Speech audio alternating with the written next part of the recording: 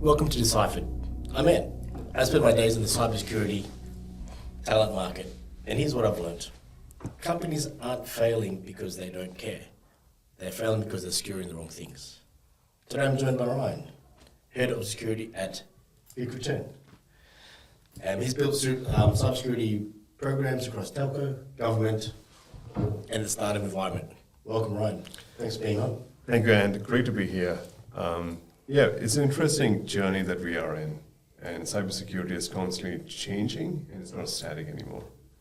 And you're right, one of the key topic is most organizations don't fail because they don't care. And recently we have seen a lot of changes of behavior that's happening across organization.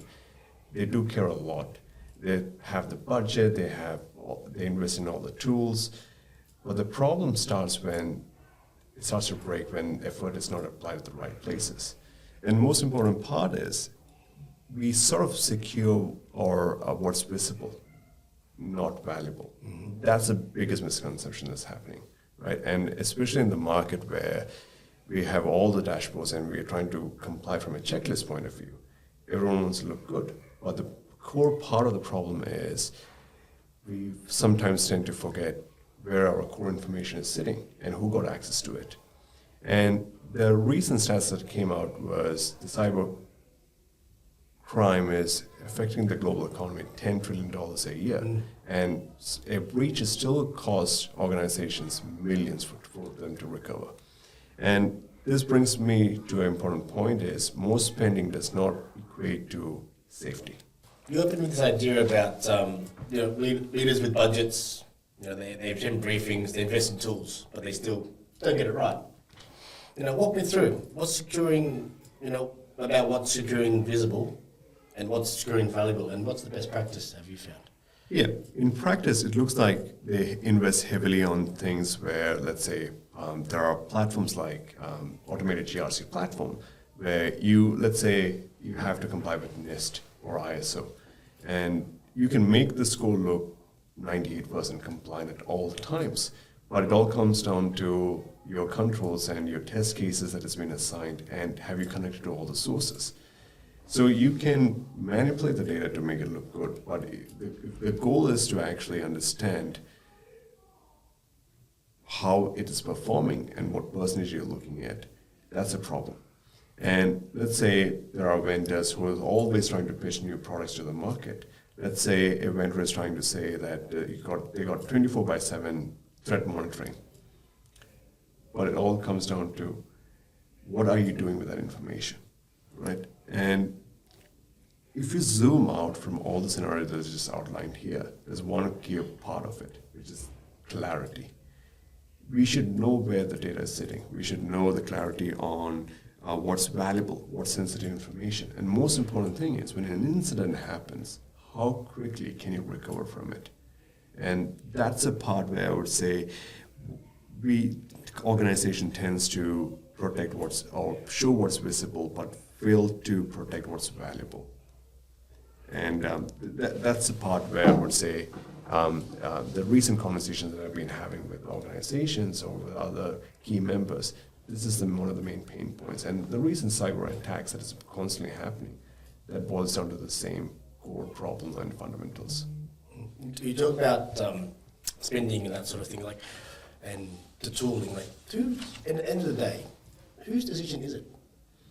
It should come from a top-down approach. It comes from the leadership, but also the security team should be working with every department. It's not a standalone where it's a one-stop solution that these are the guidelines. No, you should understand the business process. You should work with every department trying to figure out what are the ways of working, right? And how can we work together and collaborate and try to fix it? And that's a pathway. And we've talked about you've worked in telco, government, big organizations. How easy really is it to get in front of everybody? The recent couple of years, I would say, the mindset have drastically changed, right? And I think, especially after the cyber incidents that's been happening across organization, and now people are talking a lot more and more about it. When a cyber incident happens, the most important thing is you lose the trust of the customers, right? And the data are the core component that actually that cause or possess a valuable insight for the organization. But the moment you lose that and someone has leverage over you, you lose the trust of the customers. And once you lose the trust of the customers, it's really hard to come back. Yeah. And like I said, you've seen the evolution of cybersecurity. Now, we've said this a lot, even for myself. I've been in recruitment for 4 years. You know, cyber has a seat at the table now.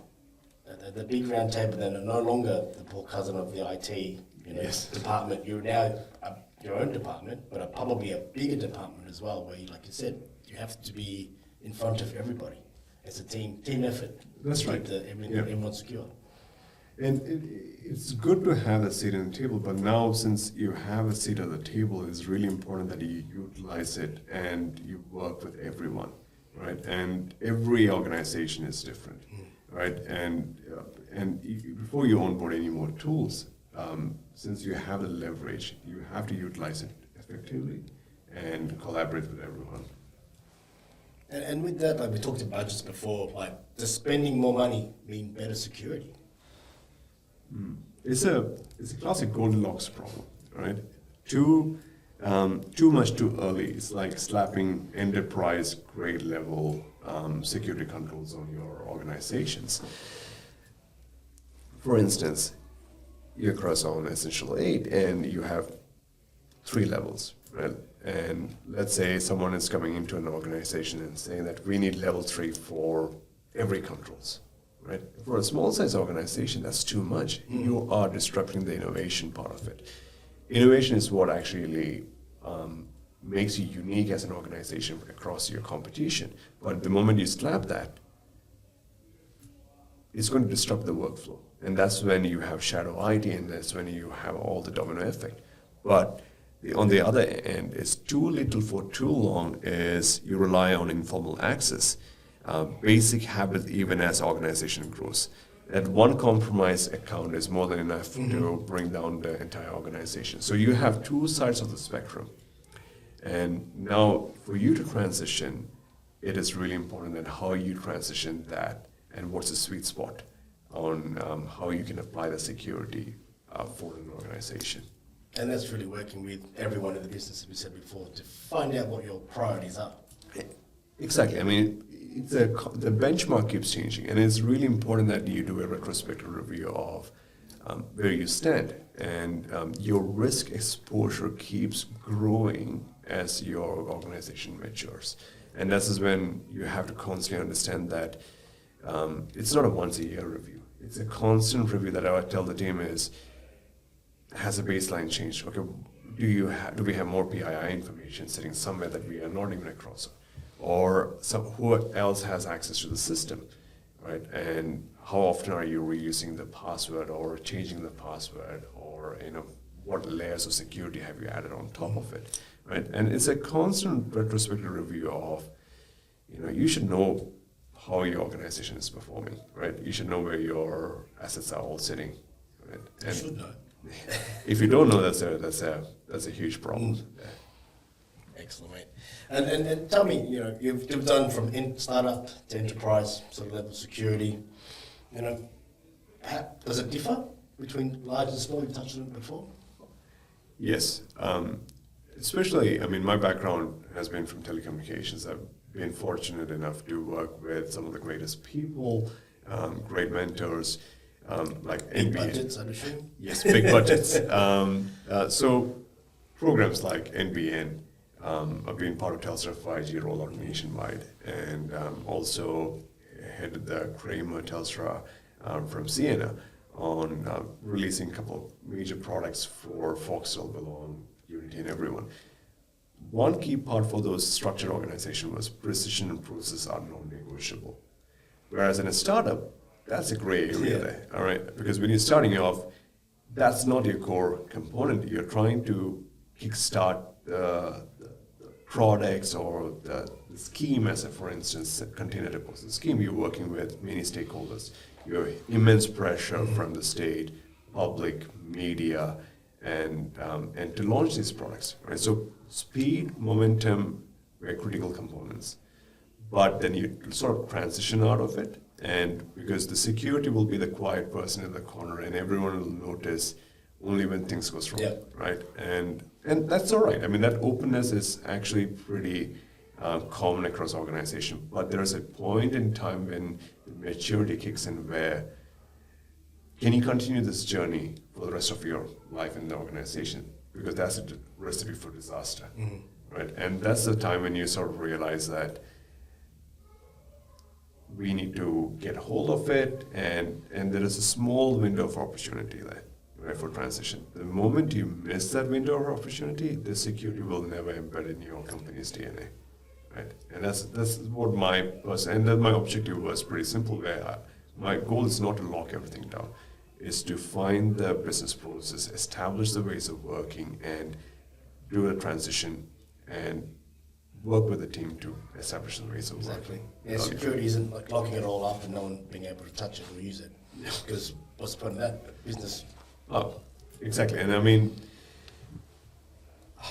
the one main part is the innovation part, right? And I mean, you're hiring the best of the best for every department. I mean, let's talk about marketing, let's talk about audit, operations and IT, greatest mind. But the moment you put blockers, they'll always find a workaround, right? And that's when you have shadow IT and every other component that you can think of, and it starts the downrail of events. Yeah, very much so. And again, as been talking with the business, working with the business, about how they work, it's very important for you guys in security, obviously. Yes, I mean, you should know what runs the business, what stops the business, and what goes in between. I mean, take the example of OT industry. I mean, let's take a printing facility. I mean, you should know that there are many components that goes behind the scenes where, people sometimes overlook certain this is small things which no one cares about it. For an attacker, that's the pathway they look for. That's the entry. That's the entry point. The moment you have entry, you have a leverage over the business, and they can disrupt the entire business. That's why I tell everyone is like, you should understand the essence of the business. Work with everyone. I mean, how do they function, as a standalone, right? And if an incident happens, how quickly can you recover from it? And like you take that example from a printing business. So you put that printer down for 2 hours a day just because you're doing an update per se on that printer. How much work are they losing? How much money does it impact the company? How does that happen? Yeah, and when they're doing a security maturity journey, sometimes it gets overlooked that fast. And we have seen so many cases of it in the previous years. Smallest details has the, details matter. That's what I would say. Excellent. So in your experience, what do mature organizations look at in cybersecurity? See, the maturity, or in a mature cybersecurity organization, the focus shifts from activity to outcomes. So early on, it's really easy to measure progress because your touch points are really small. And it all comes down to how many tools you have deployed, how many alerts you're progressing, how many controls you have implemented. It feels productive, but it looks busy. The mindset shifts from being reactive to being proactive, I would say. Are we actually reducing risk? That's a key question I would be asking, right? Now, when you're growing, that means you have more data, more access points, more people having access to those information. More hands in the cookie jar, as they say. Yeah, exactly. And this is not, I would say, the shift needs to come from the top, right? And this is where you need that support from the leadership that, fine, let's take a step back, understand what is actually happening here in the network, right? And for us, that was the main part where we sort of like take a step back and reassess the situation. I mean, what's the real risk to us, right? How could we realistically materialize? And what makes sense? Do we accept the risk? Do we mitigate it or defer it, right? And this is when the intelligence-led approach looks like. So for a mature organization, those KPIs that we talked about, like a dashboard or KPI compliance or checklist, those are not the real measure. I mean, how quickly can you detect and stop it and recover from it? Those are the key risks, I would say, that you should be understanding. How do you measure these risks? What metrics do you use? What tooling do you use? I think the most important part is before we add on any more tools, first of all, you need to understand that, I mean, have we fully utilized the current stack, right? And before, everyone will start saying that, oh, we need this tool to start pitching in the ideas or trying to bring in the alerts. Fine, what exactly are we trying to solve? And once you have it, what's the pathway forward? And with your current stack, you're probably you've already paid for it, or currently locked into some sort of contract. Exactly, and I mean, let's say, for example, an organization has an E5 license, right? It should cover the majority of the essential 8, right? But the moment when you start bringing in, you're adding more and more complexity to it, more and more touch points. But are we, I tend to ask this question to the team as well. I mean, are we seeing the same incident year after year or every few months? Then that's a problem there. I mean, are the access paths clearer than they before, 6 months ago? I mean, do we have more PII information, right? Is the PII information sitting somewhere else? Who else got access to it? Is there any external parties having access to it? That's just why I make it really clear that it's a constant review of information that we have to constantly understand, and then you need to understand have you put necessary controls on those ones. And then it makes sense having those alerts and everything, because this is where the AI comes into the picture for better decision making. But it's not to replace the human analytics or the next steps moving forward. In your experience, do you think that organizations are using that technology to the fullest? It's a gray area, and I mean there are a lot of tools. I mean we went for CyberCon. I mean I'm not mentioning any names, but there are so many new companies coming with the AI functionality. I mean, which is great. I mean, there is a great area to be in, but the key mistake people make is AI is going to replace what we are doing, and AI is going to replace the human intervention. This is a part where it is fully getting I wouldn't say it's fully utilized, and it is elevating the problem, right? But at the same time, it helps you to find out more touch points. But the problem is, people are spending more time understanding the noise, understanding what really matters and what happens from the next step forward. I just sort of say, so AI's role in organizations now is about optimization, not replacement. Exactly. Yeah, so AI's role, optimization, not replacement, as you said. So I know you've been to Jakarta at a AI conference, is that correct? Cyber conference. Cyber conference? Yeah. Was that about AI or? It was about AI and all the OT industries and startup journeys and interesting topics that we came across.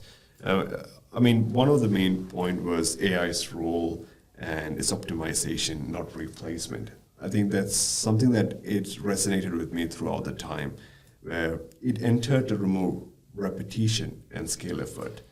But it helps to, AI is incredibly amazing in understanding the pattern recognition, correlating large volumes of data sets, or prioritizing alerts and reducing the noise. But it has clear limits. It can't replace, or it won't be able to understand the business context, the ethical trade-offs, or it doesn't carry the accountability. So there is this two sides of the spectrum where people sometimes mistaken its role, but it helps you to understand the pattern. It helps you understand the pattern recognition.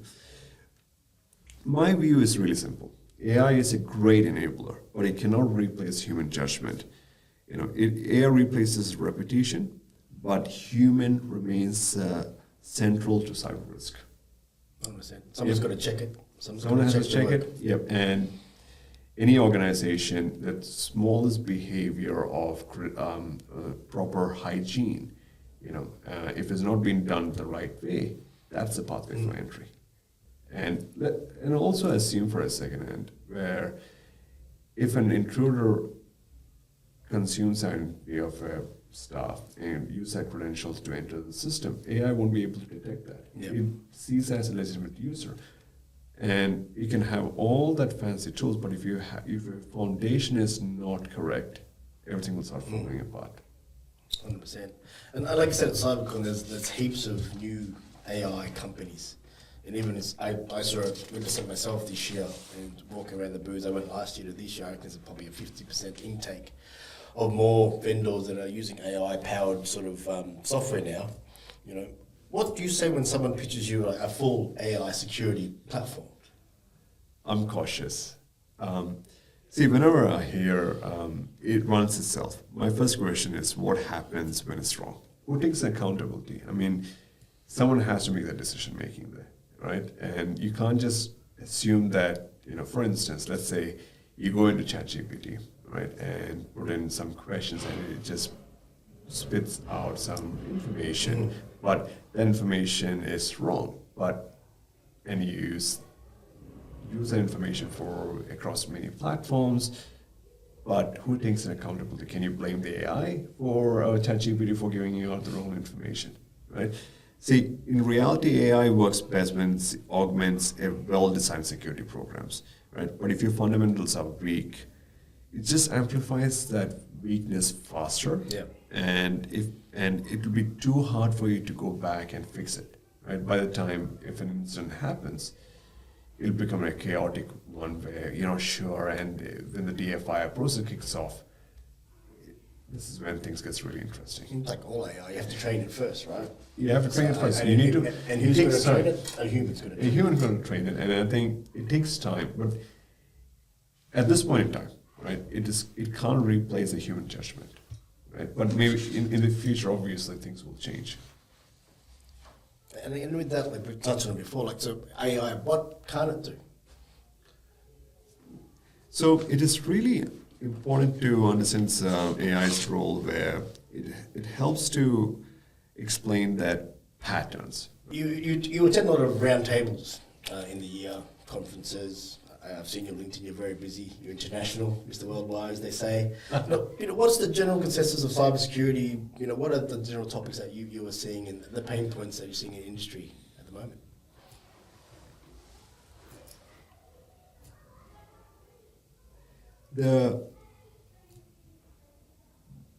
The main, it all comes down to, especially when a cyber attack comes, right? And this is where the cybersecurity role gets elevated.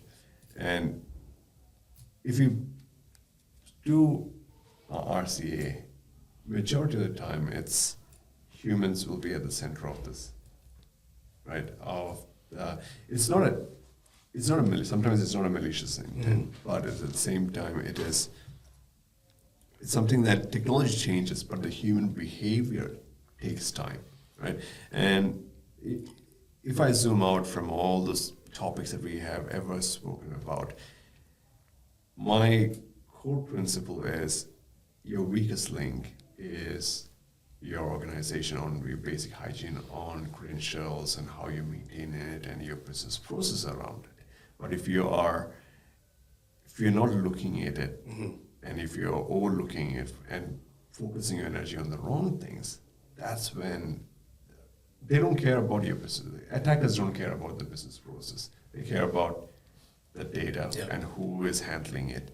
And, they just find a way to enter.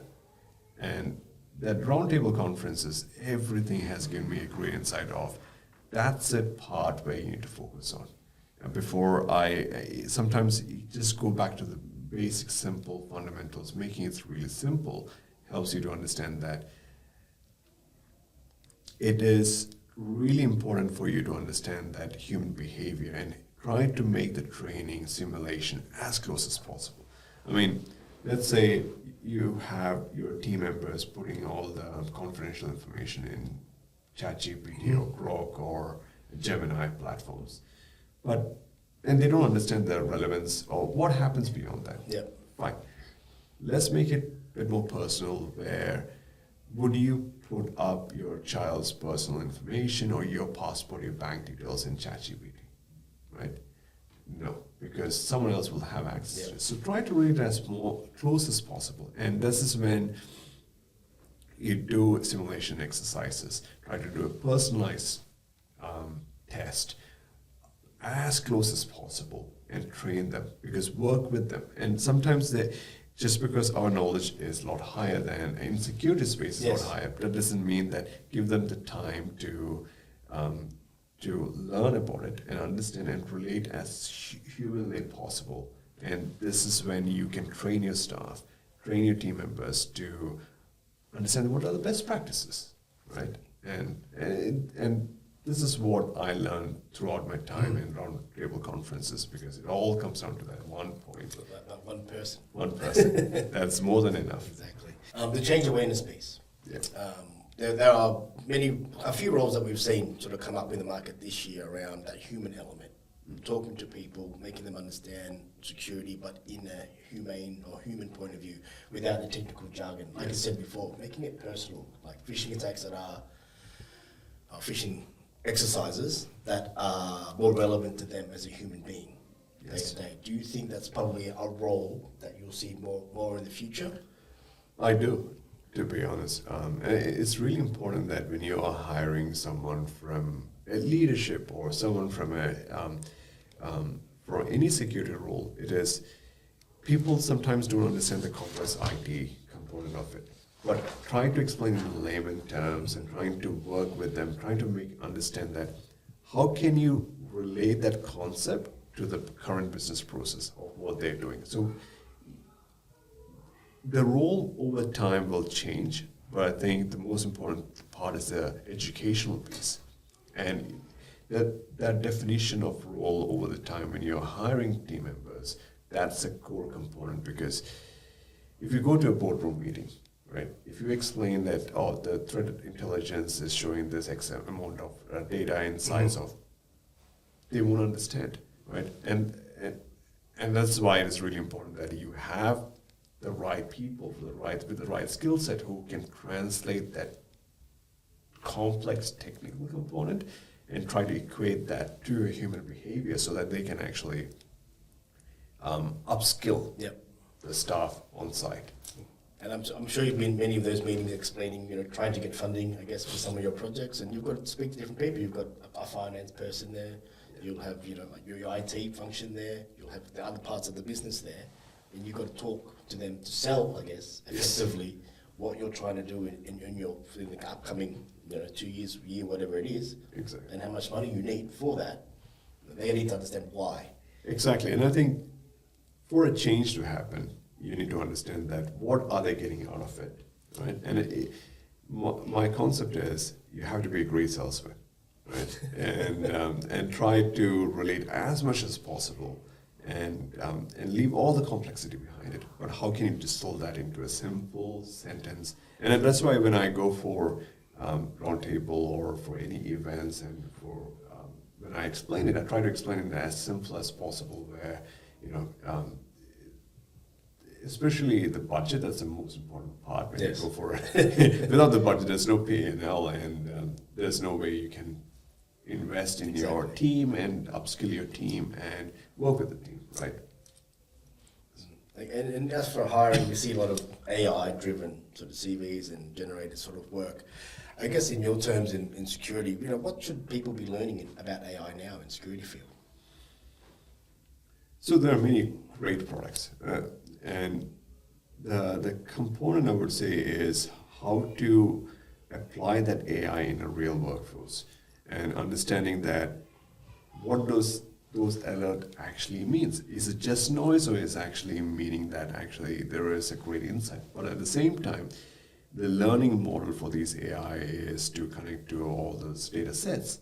So for someone who's actually keen to get into this space is to understand that how is it all getting connected in an organization real time. Because when a seller is trying to sell their product, they'll try to say that, well, we got the best product. But the question you should be asking is that the right product for you as for an organization? Because that's the missing puzzle, because that's when you start doing the POC.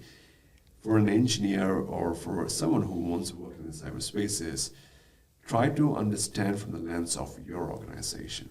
Does it make sense having this? And what is the input and what's the output and what's the next step for you to go from there? I just said before, Ryan, like humans are the center of everything. The company, everything around the business. I guess even with the advanced AI tools, you say that majority of the breaches can still track human behavior. Yeah. Has technology solved this yet? See, humans aren't the flaw in the system, they are the systems, right? And security happens in the real world under pressure, with distractions, fatigue, competing priorities. See, technology can help reduce that, but it can't remove the human judgment. So attackers don't need to defeat the technology if they can influence the behavior. And we have seen time after time with every organization that through call center attack, the recent airline attack that happened. That's why social engineering still works, because it targets trust, it targets urgency and habit. So goal isn't to fix the humans or fix the team. It's to design the security that supports the organization and around the business process. Because the moment you actually put hindrance in the growth, that's when they always find a way out of it. And let's admit, and you, me, anyone who is listening to the podcast, and everyone in the studio as well, at one point in time, we have always found a workaround for a problem that we faced, 100%. right? And it's really important for us to understand that we should not block them from doing their job, but at the same time, it also comes from a place of partnership from both sides, right? And that's why I again reiterate the conversation where it's a top-down approach where that behavior or the expectations needs to come from the top, from the board level. Mm-hmm. And that's why it's really important that it's not just it's a two-sided impact that we need to work together to fix that behavior, try to personalize it as much as possible. But technology will help a lot, but at the same time, we need to first fix that main part. And you talk about not being a hindrance, not creating roadblocks for the business, for people to do their job. How do you design these guardrails? So in telecommunications, right? I mean, when I worked, the boundaries are so clear, right? And HCC standard is so strict that a small deviation can shut down the entire site, right? My leadership role in Kramer for Ciena was we roll out all these core products for all the major telecommunication companies, or especially for Telstra with Foxtel belonging everyone, right? We had to go through the proper checklist and proper scenario base, because you're rolling out these products and shut down the entire site. It can cause disruptions in the network.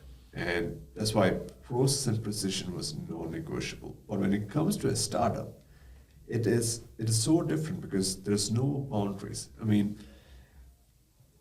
there's no fence, right? So this is when you have to understand you can't just place a fence wherever you like, but this is what makes startup exciting. Yeah, startups are exciting, but it's also stressful, right? But at the same time, it is actually, you got to work with every department, because every department will have their own ways of working, right? And your shadow IT can start from there, but that's when you stop being and start working with them to understand, can I put the fence here? Why can't I put the fence in this place? Because that's when you have that conversation with the department heads and everyone, so that you establish that fence parameters. And it is fun. Yeah, excellent. Education is key to humans, as always. Yes. The more we know, the better that we are. Exactly. In terms of educating people, punishment is not a form of education, is it? No. Punishment is not it's not a flaw in the system, like I said. I mean, it goes both ways, right? We as an organization, we need to help the team as much as possible in terms of educating them, understanding, but at the same time, it's not a malicious intent at all times, right? Most of the time, let me correct that. Most of the time, it's not a malicious intent. They just want to get the job done. And you hire the best of the team for every department. I mean, everyone is eager to get the job done, but when you're putting grade level enterprise security controls on them, how are they supposed to get the job done? Yeah. I mean, let's take a case of startup, for example. Innovation is the key part that makes them stand out against any competition, right? But the moment you are hit with roadblocks, that's when you have information sitting in a different personal account. You have information sitting in, not at the right place, shared credentials, people are trying to get access to be done. This is when things start to fall apart, right? And hopefully this is where everyone needs to focus their energy on to help mitigate that. Yeah, excellent.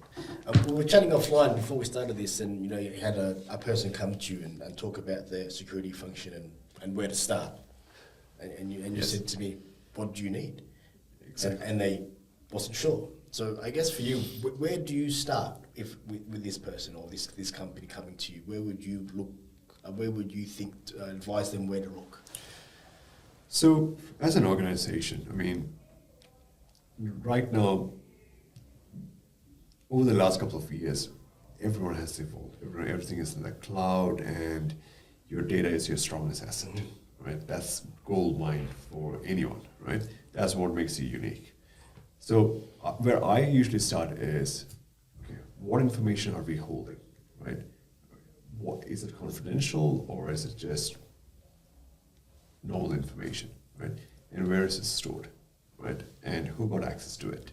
And that's where you start mapping out the entire organization and what tools do you need to function, right? But the most important thing is, where is it actually sitting right now? That's where you start, and to go through a transition period of getting the security maturity to the next steps. Yeah. You say protect the data, not the system. Do you think most security programs are still infrastructure heavy or focused? The last couple of years, the transition started to happen. I mean, see, infrastructure security is, it's not that infrastructure security is wrong, it's that it's incomplete. Traditional security models were built around protecting the parameters like networks, servers, devices. But now you got cloud, SaaS, remote work. Perimeter is not even clear. There's no clear boundary across the perimeter. Right? Boundaryless. Yeah. So they don't need to break in, if they can log in, right? So, I mean, when programs focus too heavy on infrastructure, they often miss the real question. What data do we have? And where does it live and who can access it? See, data-centric approach aligns protection with what actually matters. It directs the efforts to the highest impact risk rather than spreading it across the organization, right? I would also bring this down to a critical mindset shift. They don't, like I said, attackers don't care about your assets or, what information, because your data is the asset, right? Identity is the gateway. If someone can log in as a legitimate user, a lot of technical controls could assume everything is in place and, no one will ever know they are actually in the system. Even after an incident happens, sometimes people overlook that matter. They can still be in the system as a legitimate user. As you say, identity is the gateway. If you're looking to secure a business, what would you prioritize? I mean, I would focus on three things.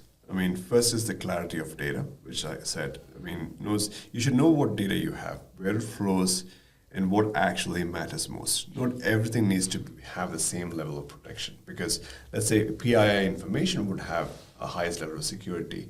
Let's say you're using a CRM platform and you're holding that PII information there, fine. So you need to have the highest level of protection there. But if it is something about some other information which has no impact, then you don't have the same level of protection needed there. And then second is the clarity of access. Who needs to have access to what? Not everyone in the organization needs to have access to the financial data, right? That's needs to be confidential and well within the financial department, and it shouldn't be on a need to know basis, right? And access should be intentional, reviewed, and reversible, because there should not be any permanent access. And the problem usually happens is with many organizations is someone left the organization, right? The access is still there. And that's why I tell the team is we need to have a process when someone gets offboarded, it should trigger to all the systems we have, because there's a huge disconnect that happens. And the third one would be identity as a control plane. You should have strong identity management. Least privilege and continuous review matter more than the perimeter strength in the modern environment, right? See, when you get those three right, a lot of other security decisions become simpler. And these are the core principles where organizations overlook or sometimes try to make it more complex. My goal is always be lean, simple, and progress from there. Excellent. And let's go back to like startups, small businesses around there, and the maybe the fish and chip store or whatever, the really small ones, but then because they're probably attacked more than the bigger organizations because they are smaller. You often hear from them, why would anyone target them? That they're not a bank, they don't hold all the stuff, but they still are. Yeah. So why are they getting targeted, do you think? That's a common question I hear a lot when it's like when I speak to my family, it was like, anyone, it's like, why would anyone target them or target us? In all honesty, the recent stats showed that it's impacting the global economy $10.5 trillion a year. It's a combination of small, medium, and majority of the attacks are focused on small, medium. And that's why you don't see that on the front page news and everything. And it still costs breaches millions of dollars, right? And I think for these people as well, it'll cost them more. Exactly. It could be it's probably their livelihood. This happens. Coming to a bank, they've still got trillions of dollars still left, or billions left to keep going on. But to your local business owner, that's enough. That will crush them. That will crush them. And I think attackers are not attacking you from a personal standpoint. They are targeting opportunity. Because let's take medium-sized organizations. They are trying to grow the organization. They have the data, they have everything. But the most important element is the security controls are not as strong as a larger organization because they don't have that kind of budget. An easy way to target in is because they will wait for that opportunity to enter into their systems and use as a leverage to, disrupt the entire business. Because the moment it actually comes out, your customers and everyone loses their trust. Yeah, and that's the biggest thing, as you said before, trust for the customer. As you say, it's not personal, the attackers, it's just opportunities. Exactly. And AI, obviously here, they're making attacks faster, smarter, easier to scale. Do you think medium organizations should be more worried than they were 2 years ago?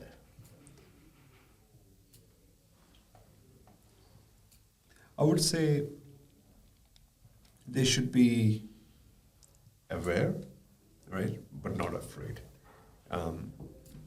Because when you focus on fear, you make mistakes, right? And that mistake is more than enough for. So you have to be calm and composed.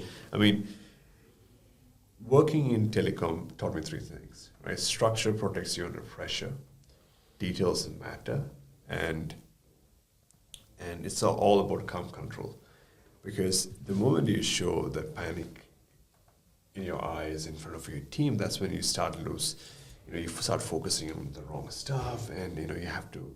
And it's also important that you leverage partners as much as you can. That's why, and like, we long back, we spoke about, hiring the team and, so you have to leverage people with that expertise. Sometimes when you're stuck in that noise, sometimes you don't see the big picture. Yeah. And sometimes when I'm in that conversation with the business or the stakeholders, sometimes there's so much of noise. You need those people to stand outside the noise. That's why I'm saying that you need to have the structure in place where you have the right people to tap into. You have the right resources. You have your clarity around where your information is sitting. See, AI has definitely lowered the barrier to entry for attackers, right?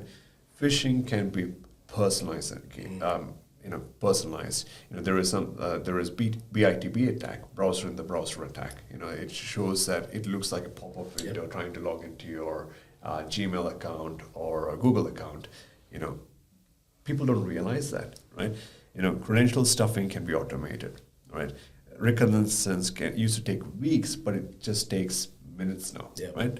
But yes, the volume and speed of attacks has increased over the time, but the fundamentals of defense haven't changed. You have to have proper credential hygiene or awareness or education piece, human-centric training, or clarity around access still block a percentage, a huge percentage of real-world attacks. So preparedness beats worry every time. So it's about that calm composure that you have, but just breathe. And then Just breathe, he says. Makes it sound so easy.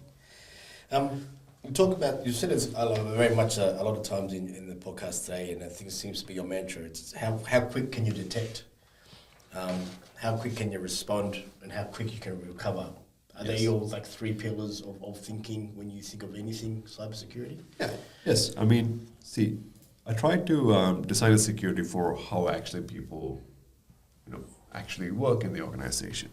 See, we protect what truly matters: your data, right? Your trust, your reputation.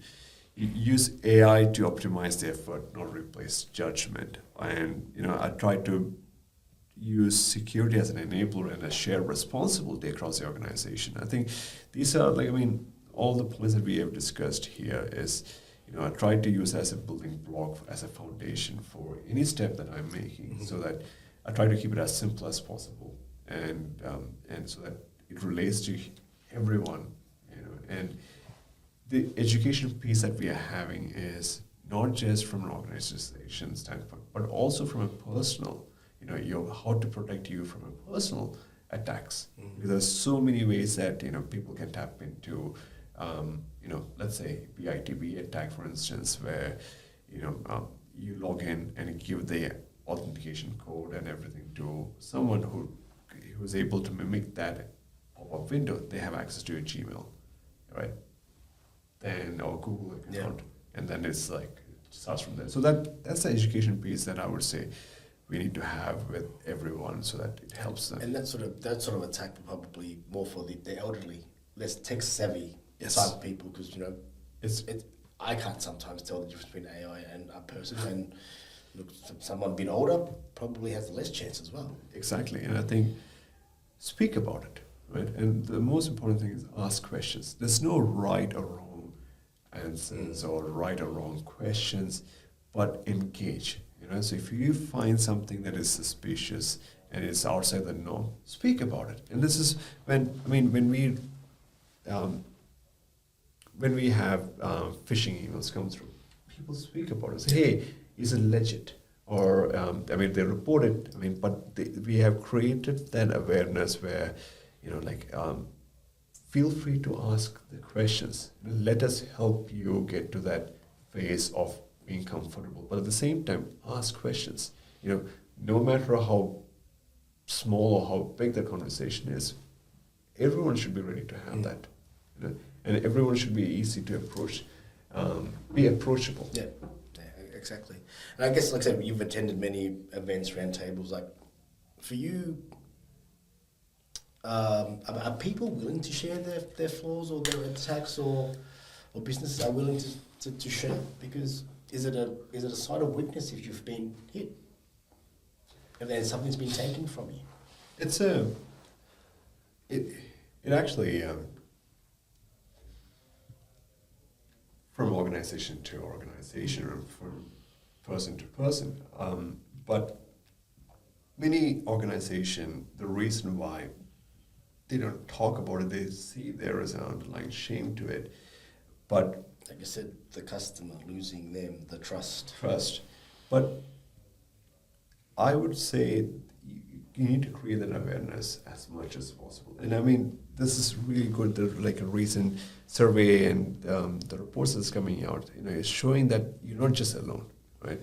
And there are day by day your risk exposure is increasing, right? So my personal mentality is I ask, I speak, and I try to seek that knowledge like a sponge where, trying to learn as much as possible because there's so much of experience people are seeing going through from different lenses. My lens of experience is a lot different from someone else's. And over the time, the knowledge that I've been able to gather is some of the great mentors that I've met over the time who has been able to share, and I try to do the same to others so that I can share that knowledge, because this is a space where no one has the recipe or the blueprint what is needed to run the organization. So it is something that we all have to collaborate and be open to it. Excellent. In closing, last question, what do you want the listeners to take away from this podcast? See, cybersecurity isn't static, right? It is going to grow as you organization grow, right? If your goal or intention is to add more tools and everything, again, boils down to the fundamental question is your risk exposure going down or is still going up, right? And what are you doing to protect it to the best of your capacity, right? And it's really important that we sort of establish the ways of working, understand who got access to what systems. And every organization is different, right? But try to understand where is your data sitting, because that's what attackers are looking for, and who got access to it, because you will have multiple systems in the environment where you'll have a lot of confidential information that can disrupt the entire business. Excellent. And Ryan, thank you. Thanks for your time today. It's been really good spending the time chatting with you again. The last your three pillars that we touched on before. Just take me through them again. Detect, respond, recover. Why are they your pillars of your cybersecurity mindset? See, the most underappreciated milestone is the near misses in our organization, right? People don't value that. I mean, so detect, recover, and respond, right? So detect is they're able to understand what actually happened, right?